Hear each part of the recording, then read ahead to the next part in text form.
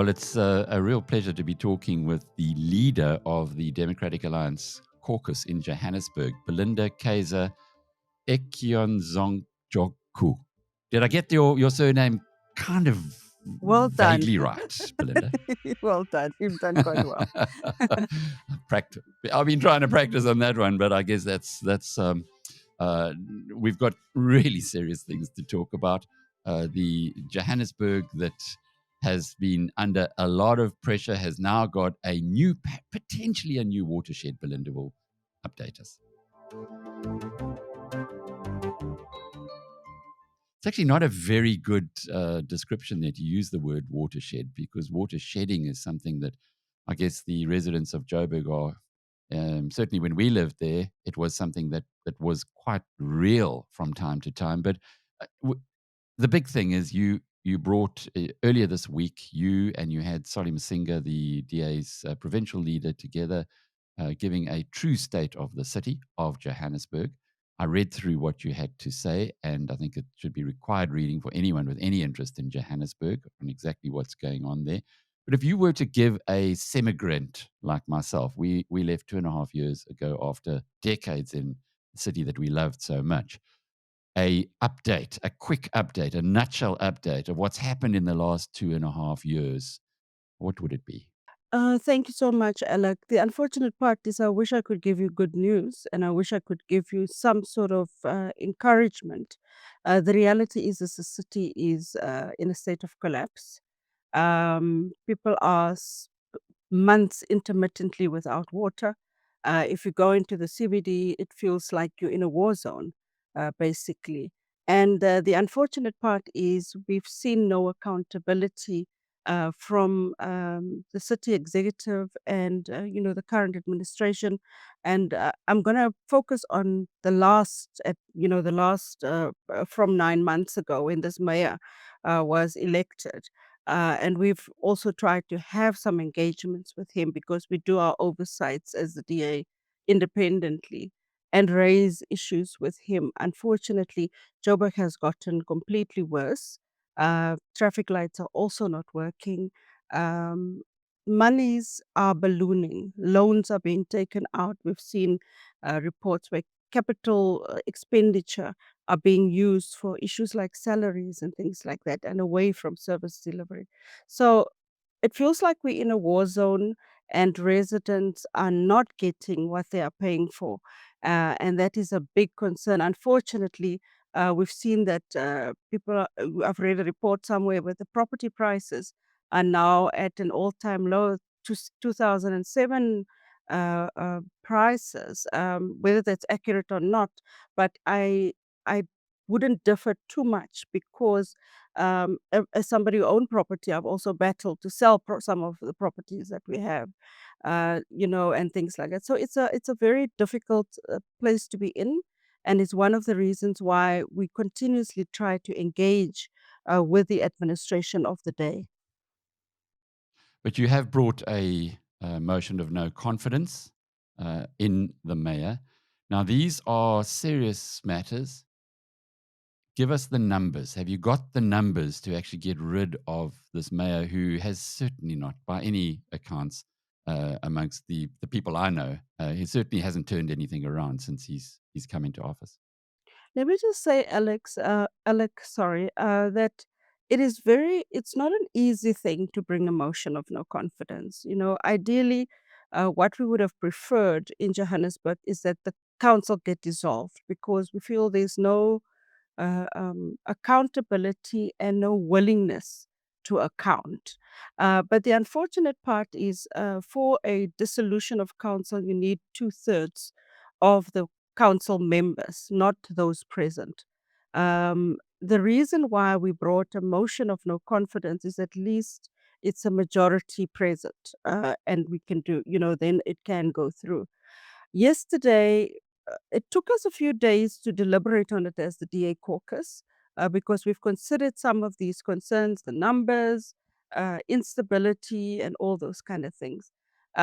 Yesterday, when we had just mentioned it, we were shocked that we were approached by people, councillors who are in the government of local unity at the moment, who have approached us to say, wow, we didn't know the DA will bring it, but thank God you brought it, because we're stuck in this coalition and we are not even sure, we're not being consulted and things like that. And obviously, they've asked on a on condition of anonymity, and there are also whispers of ANC councillors that if this is a secret ballot, that definitely they will be voting against their own mayor. So we are quite confident that people are so tired of having to answer to residents for things that they are not really in control of as ordinary councillors, that they would be willing to take that risk and give the DA the numbers. You said secret ballot. How confident are you that it will be a secret ballot? In other words, that they can vote their conscience? Well, we'll request it, the secret ballot. At this point, we submitted it to the Speaker's office. It still has to go through the programming committee. And then obviously, we'll request for the secret ballots. It is entirely, unfortunately, at the Speaker's discretion according to Structures Act and the Rules of Council. So we're hoping to appeal to them also then when we speak in their programming committee, that they would allow a secret ballot. And then we'll see what happens from there then. All right. Well, the rational mind says it's just about impossible that you're going to get that secret ballot. We've just seen in Germany, for instance, for the first time ever, some of the party members of the new chancellor voted against him in the first round. And it's not just in South Africa, interestingly enough, where people within parties are saying, I'm going to go a different way. But to do that secretly or to do that in public, I guess, is something different. But the state of Joburg, from many friends that I have who live there and business associates, just appears to be now beyond the pale. And if you are a politician, you've got to be fearing for your future if you are continuing to support this municipality. And I guess that might be one of the big pluses in your favor. But tell us, Belinda, why did you guys start off in the DA? First of all, saying we got to dissolve the council, and you've been working at that for a long time. It hasn't happened, and if you like, is this the second tactic almost to try and get the place sorted before next year's, or to try and do something before you presumably would expect to win the next municipal election? You're spot on, Alec. We tried with the dissolution of council because ideally, once the council is dissolved, if it were to have succeeded, um, residents who voted in councillors into the municipality would have a second choice, and second option to then vote for a different outcome. That was the initial, to give the power back to the people. Unfortunately, because of this, the system we are in and the numbers in council, and also the coalition dynamics of people, and I call it voting with their stomachs, um, in council, is that we knew that the current crop that is in council, we've tried it, it didn't work. This is the second option for us to try and get the municipality right and to get people to vote with their conscience and actually get things right. And one of the major things, Alec, is the fact that we have seen over the past I can call it 2 months, that the mayor has made some very interesting decisions that we believe could even open the city to serious litigation, not only from residents or from political parties in council, but also to staff members that could take the city to court.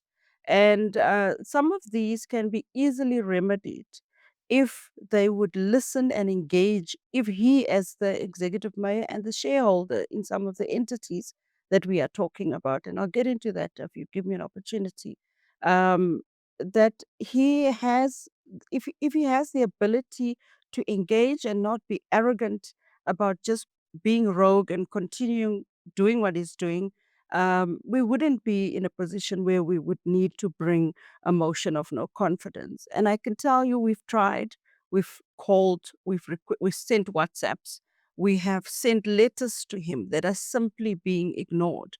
And we're saying that if you're going to ignore the second largest party in the council, whether we are in the coalition or not, we represent quite a number of Johannesburg residents.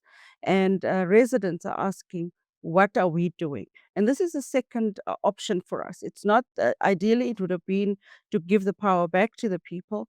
But if that failed, since that now had failed, this is the second option for us.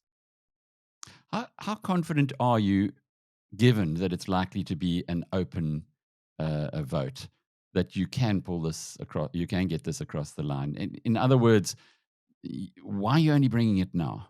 If we don't bring it now, Alec, 2026, we might not have any city left to govern. And that is the basis of us coming at it now.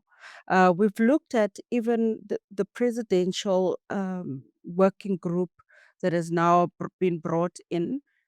Firstly, the mayor has not even made an effort to bring to council the terms of reference of that presidential working group, because Johannesburg is not under administration.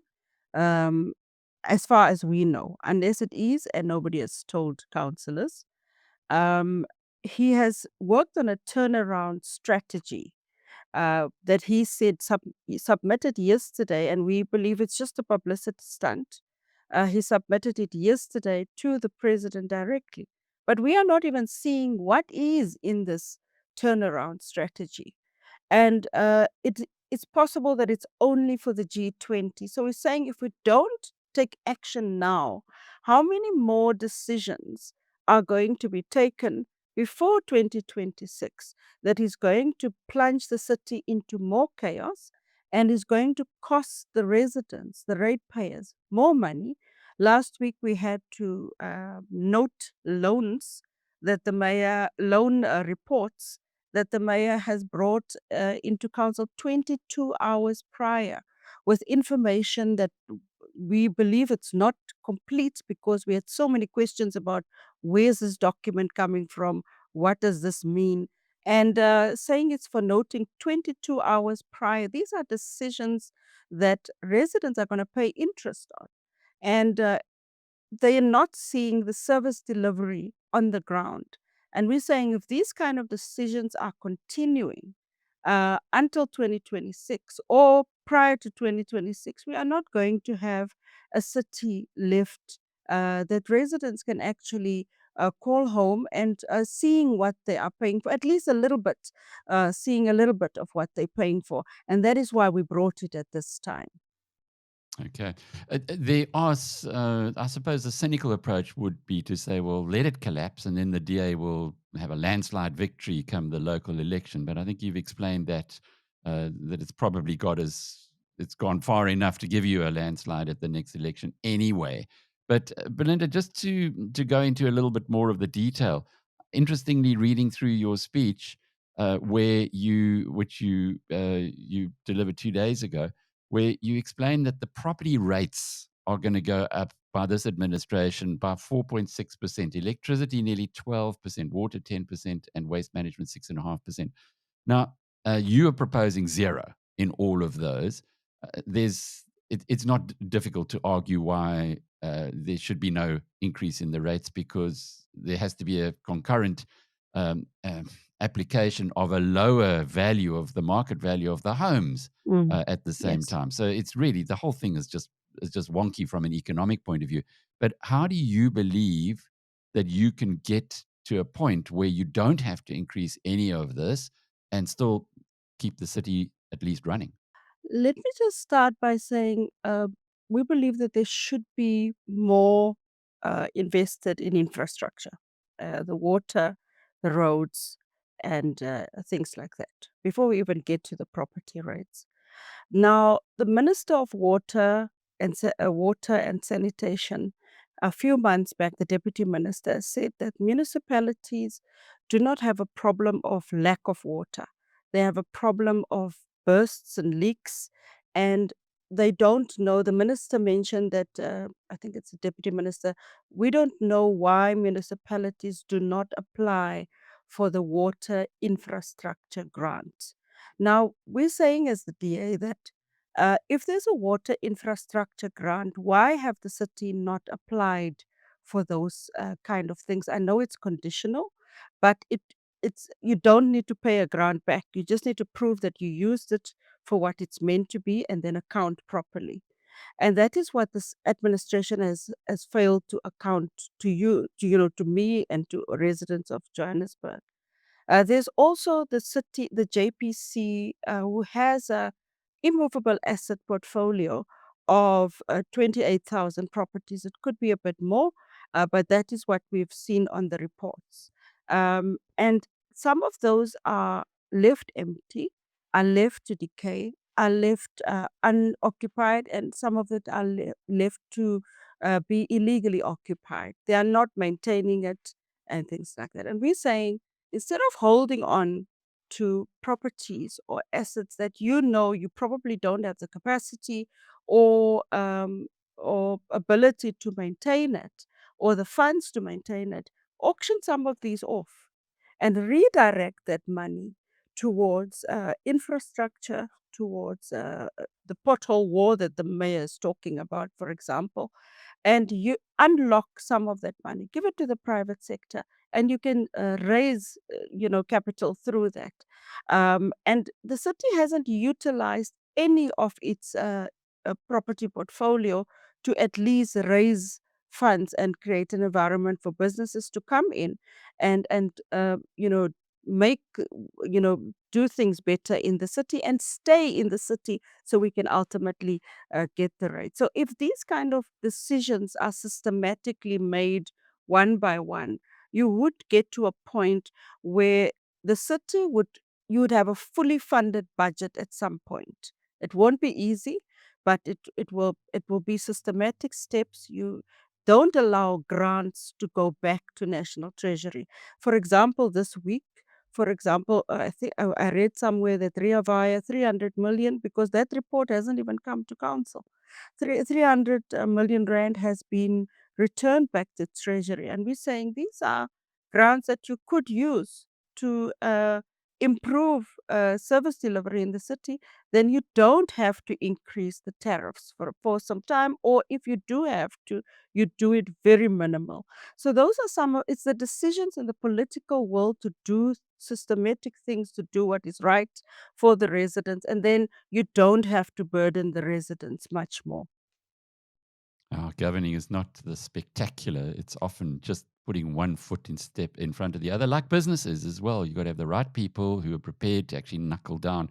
But there are a couple of things just to close off with, and I would urge people from Johannesburg to go and read your speech. It's on the DA website, where you do you articulate lots of ways that you can turn things around. But there are really two things I just want to close off with. You did mention that there's problems with potholes. Now, I recall during the time that I lived in Joburg, as I say, very happily, and I feel very fond about the place, as any ex-Joburger does. I do remember that there was a big initiative from the private sector. Discovery, Insure were involved there to a large degree. I think Outsurance were also in filling potholes. What's happened to that? Have they have they been overwhelmed, or have they removed themselves from that It initiative? seems that they are overwhelmed because we see them doing some of it still, the potholes. There was a time also the executive mayor and the MMC of Transport had mentioned an arrangement with business where they're also going to utilize the private sector to keep the traffic lights on. So those public-private partnerships seems to have just fizzled away because it starts with a bang. And also, if you want to bring the private sector on board, and I firmly believe this, probably because I've also been in business for in my previous life, that you gotta bring people, you gotta take people from the beginning and carry them along, not when things are already at the stage where it's so difficult to even for them to cope with some of the things, the basics that the city needs to do, at least to create it a little bit of environment for them to just come in and assist. The problem with the city is they start with a bang and they don't keep those relationships going. And if there's any memorandum of understanding that are signed, they don't stick to those memorandum of understanding as well. And also politics. It's politics, and it's a possible corruption as well, where some of the private sector are not willing to participate or be conduits to be used for politicians to enrich themselves. I'm not saying I have proof of some of these, but these are some of the concerns that are brought by business sometimes to me. And I sometimes wonder why business would come to me, business people would come to me as the opposition instead of talking to the executive mayor and things like that. So these are some of the concerns that are brought. So they start with a bang, they leave things to dilapidate, they don't continue, they don't keep the relationship going, and they also don't keep their end of the bargain. And that's one of the reasons why some of these things don't happen and don't happen consistently. So you got a great sense of humor. Why are they coming to me, not going to the mayor? But the other, the other point is, what about our insurance? We see the traffic lights. I'm being sent videos and speaking to friends who say it's so clear what's happening now. The vagrants have taken over from our insurance or from the Joburg municipality, and the traffic lights, first of all, they're broken, and then they are intentionally broken because it's a source of income for vagrants who are directing traffic. It just seems like there's no appreciation for the situation that the city's getting itself into. But what about outsurance? They were doing an incredible job when I lived in Joburg on putting points people there to direct the traffic. Are they still doing that, or again, are they just getting overwhelmed? It looks like they're being overwhelmed. Surprisingly, yesterday the mayor didn't mention anything in his previous, his previous discussions and addresses. Even when he was the MMC of finance, he mentioned outsurance, and this time yesterday he did not, which gave me a bit of an indication that we don't know if that relationship is still there, because the unfortunate part, Alec, in Johannesburg is that councillors get half of the reports. And this is one of the issues we raised, and I will raise in the debate today. We get half of the reports, and we don't know if the reports are doctored before it comes to council to make it look as if it's not so bad. And these are some of the things that outsurance, what is the relationship? Is it still there? What other public private partnerships are there? And how have the city harnessed it? Those are some of the issues that are questioned, and it's still not clearly answered, and things like that. Alec, if you just allow me, please. One of the biggest concerns that we have raised is the fact that um, we had a infrastructure protection unit, and that is this, street lights, the all the infrastructure protection units. The city also said that they had cameras that they had paid for. There's about five. Every mayor has been talking about cameras, except the mayor yesterday. And we've asked the mayor separately, not in public, what happened to the infrastructure protection unit? Why are we using homeless people why is our homeless people directing traffic?